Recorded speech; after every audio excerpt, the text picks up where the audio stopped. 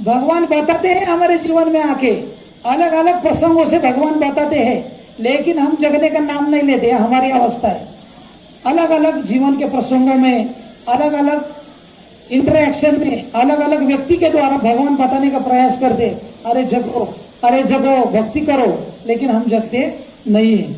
इसलिए देखिए, हमको जगने के लिए मशीन चाहिए, हियरिंग एड चाहिए। वो क्या है? भगवद गीता। क्या है वो? भगवद गीता, हमारा मंदिर, भक्तों का संग। इसमें आएंगे तो जग जाएंगे हम। होता क्या है, हमारा जगने के बाद वापस हो जाते हैं हम। मतलब क्या है, मंदिर में आने के बाद ढीले हो जाते, नया नया, क्या बोलते, नया नया मुल्ला जोर से चिल्लाता है। तो नए नए भक्ति में आए तो वो एकदम जोर शोर से भक्ति करते, और बाद में ऐसे गायब हो जाते, डायरेक्ट फेस्टिवल को जाते, है ना। तो उठने के बाद वापस हो जाते हैं। इसलिए हमारा स्थिति है। तो पहला प्रभुपाद ने बोला कि अवेकन, जगना चाहिए व्यक्ति। जगने के बाद उसको ट्रेनिंग दो। ट्रेनिंग क्या दो? 16 माला करो, 4 नियम का पालन करो, मंदिर में आके सेवा करो, ये ट्रेनिंग है। प्रभुपाद ने जो भी हमको दिया है सब ट्रेनिंग है। बुक डिस्ट्रीब्यूशन करो, जितना भी दिया। तो ट्रेनिंग क्या है? देखो, मेन ट्रेनिंग, जैसे उदाहरण दिया जाता है, एक कंपनी का सीईओ था, उसका इंटरव्यू लेने के लिए एक रिपोर्टर आ गया। तो रिपोर्टर ने क्या पूछा कि आपका प्रगति का इतना सक्सेस का रहस्य क्या है? तो सीईओ बोला कि 2 शब्द है। तो रिपोर्टर एकदम एक्साइटेशन में आ गया, बोला 2 शब्द क्या है? Right decision. क्या बोला? Right decision. तो अभी वो रिपोर्टर वापस कंफ्यूज हो गया। वापस वो कंपनी के ऑफिसर को पूछा उसने, लेकिन ये राइट डिसीजन कैसे लेंगे हम? तो ऑफिसर बोलता है 1 शब्द। तो वापस इसकी उत्सुकता बढ़ जाती है, क्या है वो 1 शब्द? बोलता क्या है 1 शब्द? एक्सपीरियंस, अनुभव, अनुभव। फिर और कंफ्यूज हो जाता है वो रिपोर्टर। वो पूछता है लेकिन अनुभव कैसे आएगा? अनुभव कैसे आएगा? वो कंपनी का ऑफिसर बोलता है 2 शब्द। तो और एक्साइटमेंट बढ़ जाता है, क्या? Wrong decision. तो रॉन्ग डिसीजन के, गलत निर्णय लेंगे जीवन में, तो गलत निर्णय लेंगे तो समझ जाएंगे आप, अनुभव आ जाएगा ये गलत है, फिर आप सही डिसीजन लेंगे। इस तरह से आपको ट्रेनिंग मिलेगा। लेकिन ये ट्रेनिंग 3rd क्लास है। क्या है? 3rd क्लास ट्रेनिंग है। क्योंकि जैसे अंग्रेजी में कहते हैं ना, experience is the best teacher, है ना। इतना ही सुना है हमने, आगे का सुना है क्या? आगे का क्या है? Only fool learns by it. महाराज बोलते कि केवल मूर्ख व्यक्ति है जो अनुभव से सीखता है। कौन सीखता है अनुभव से? मूर्ख व्यक्ति। ये राधानाथ महाराज बोलते परम पूज्य कि केवल मूर्ख व्यक्ति है जो अनुभव से सीखता है। तो 1st क्लास ट्रेनिंग का मार्ग क्या है? हियरिंग, श्रवण करना। एक अधिकृत परंपरा से श्रवण करना, ये क्या है? अधिकृत, एकदम 1st क्लास ट्रेनिंग है। तो ये ट्रेनिंग है। तो ट्रेनिंग होने के बाद, इसलिए प्रभुपाद कहते हैं बीटीजी में 2 ही होने चाहिए सब्जेक्ट। क्या 2? एक तो अवेकन और दूसरा क्या? ट्रेनिंग। तीसरा नहीं चाहिए। अमेरिका उठना मतलब क्या? जगना मतलब क्या है? संबंध। ट्रेनिंग मतलब क्या है? अभिधेय। और तीसरा क्या है? अंडरस्टैंडिंग। और चौथा है एब्जॉर्ब। ये क्या है? हमारा ये प्रयोजन है ना। तो इस तरह से प्रभुपाद ने बीटीजी कैसा होना चाहिए बताया था। तो इस तरह से प्रभुपाद क्या बोले, जब व्यक्ति को आप जगाएंगे, उसको ट्रेनिंग देंगे, ट्रेनिंग देने के बाद वो राधा कृष्ण की लीला समझेगा, तब तक समझ नहीं सकता। जयदेव महाराज को बोल रहे थे Prabhupada, after they are awakening and training then they should understand Radha Krishna lila. तो ट्रेनिंग और जगना, जगना और ट्रेनिंग यानी प्रशिक्षण लेना, ये बहुत महत्वपूर्ण है। तब तक हम राधा कृष्ण की लीला समझ नहीं सकते। और उसके बाद आएगा ऑब्जर्वेशन, उसमें जो लीला में घुस के ध्यान मग्न होना, वो उसके बाद आएगा। वो क्या है? प्रभुपाद बोल रहे थे परमहंस स्टेज है। क्या है? परमहंस स्तर है। तो इस तरह से प्रभुपाद ने बताया। बाद में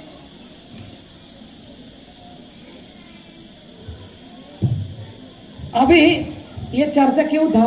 ये चर्चा करके आचार्य हमको एक ही बता रहे बार बार कि हम भगवान की लीला समझ नहीं सकते, लेकिन समझ नहीं सकते इसलिए सुनना नहीं है क्या?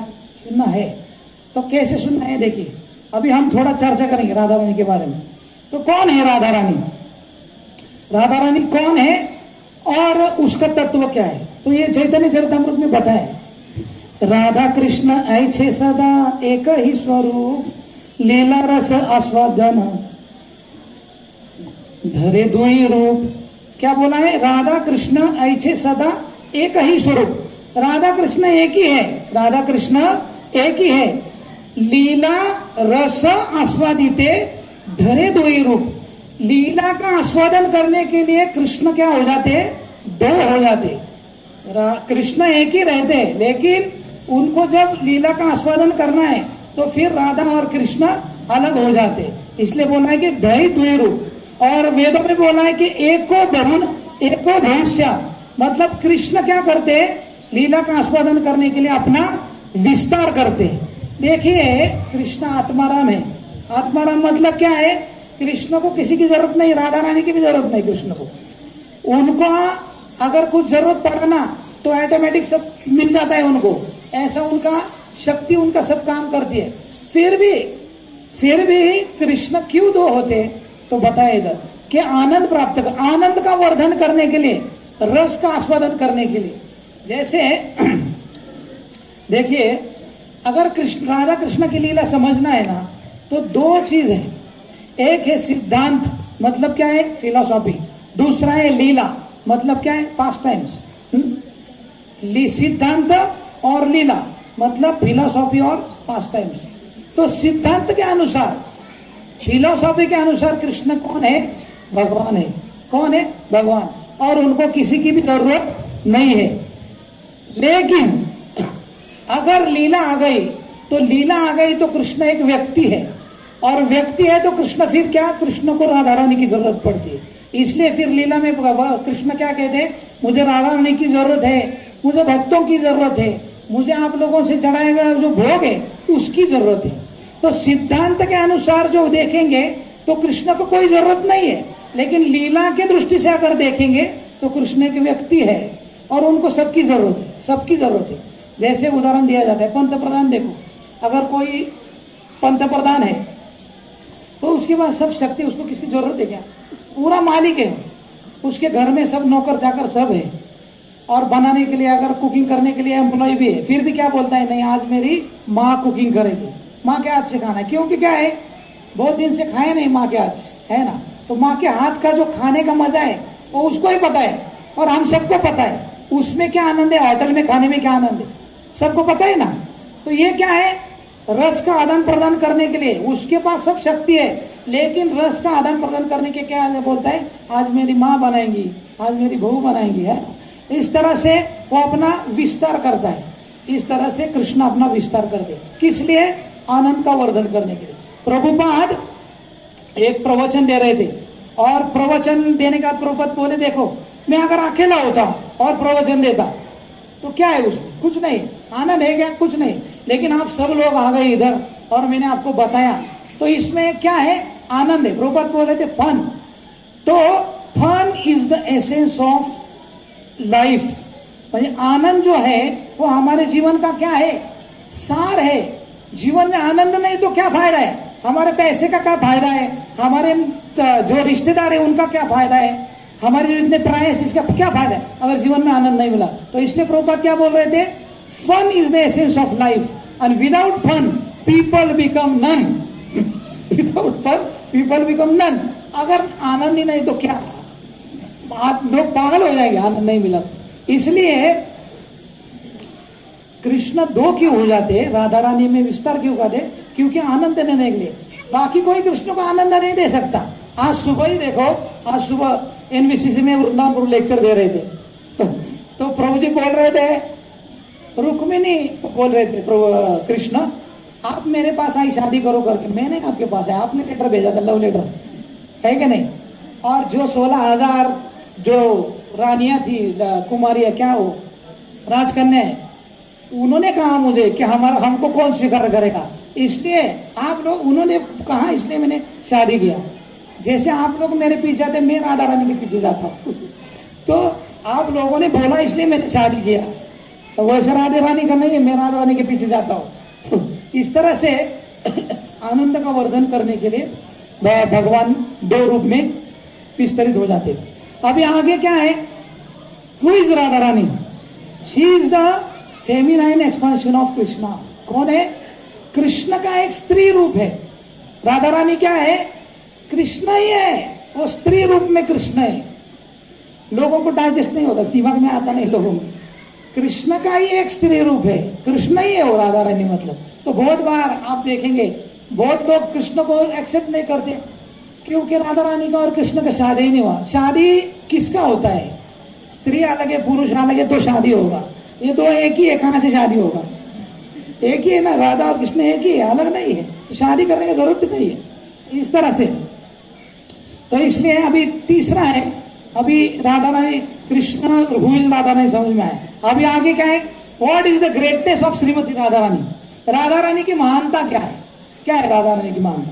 तो महानता देखिए, she is the personification of Prem and love और लव।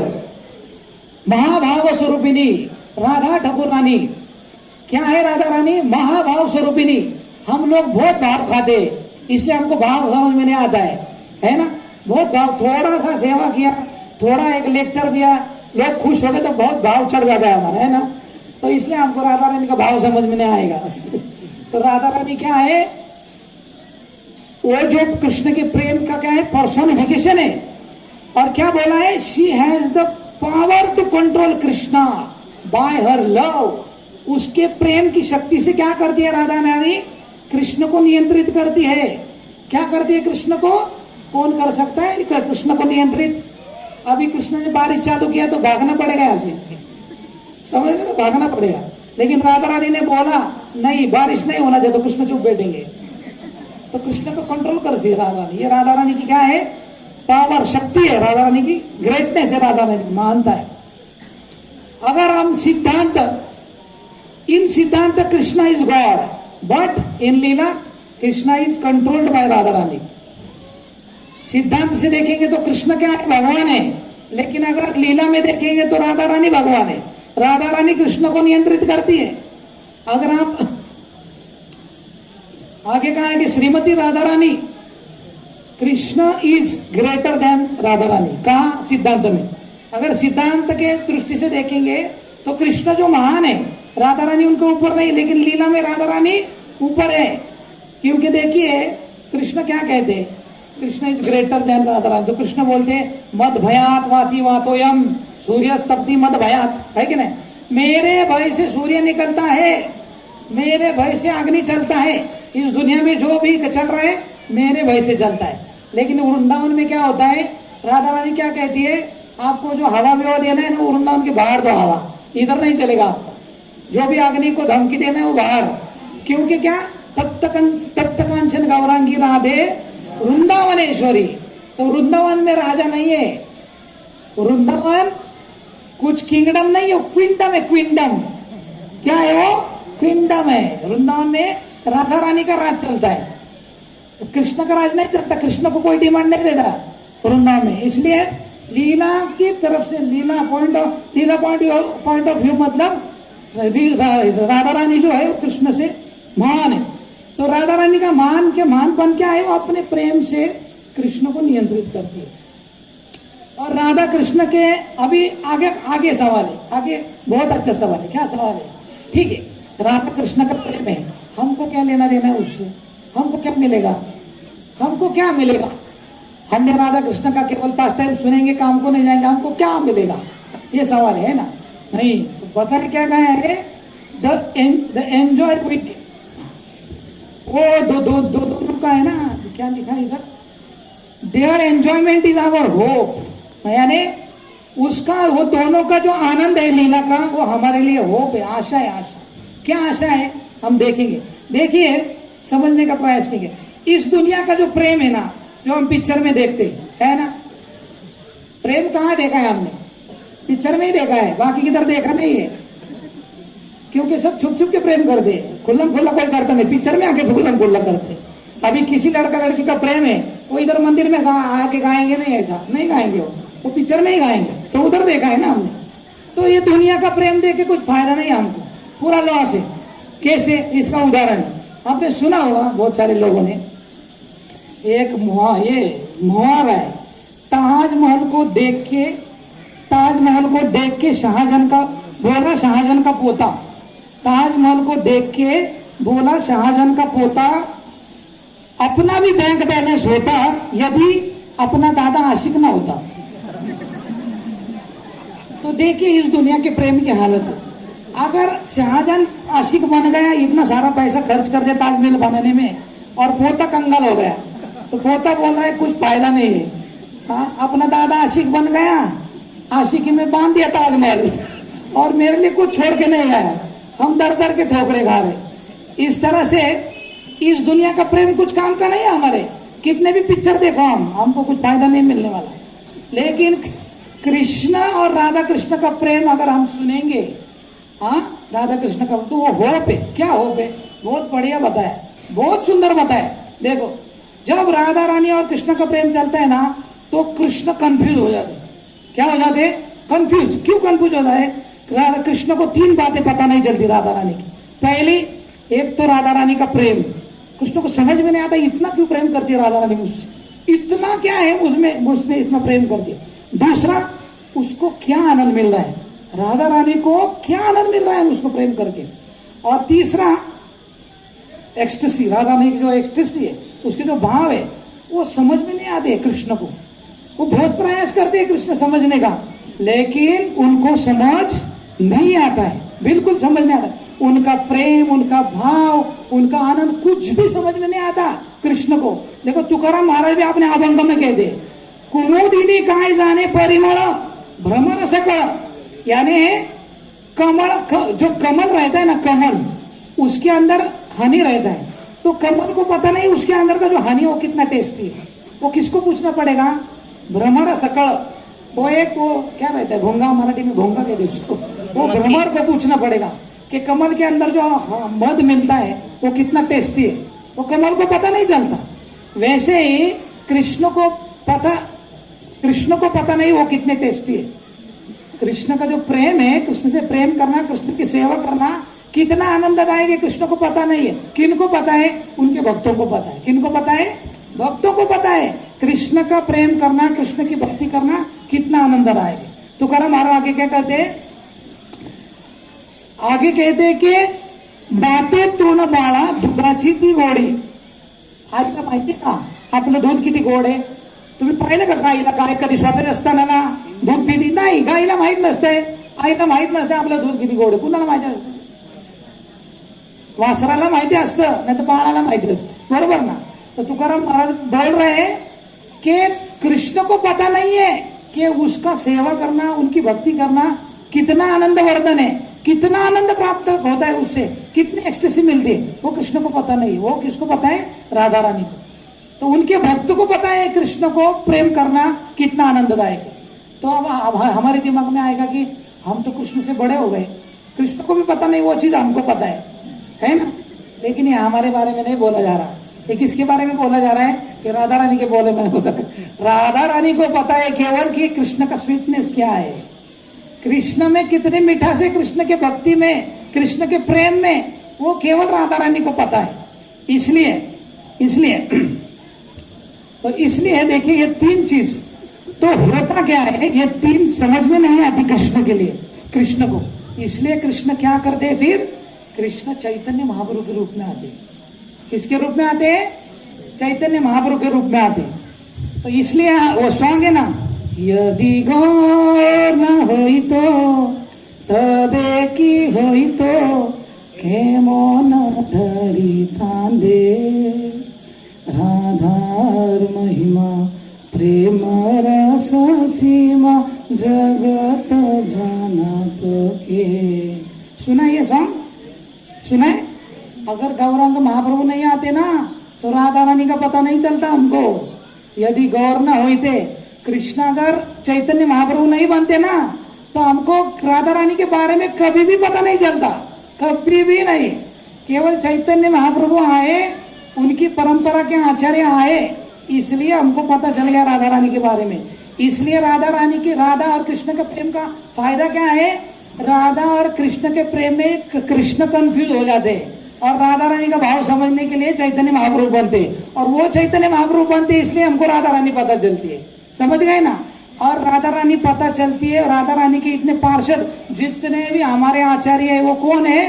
मंजरी है। सब स्पेशल लोग हैं, साधारण लोग नहीं है, सब मंजरी आई है इधर।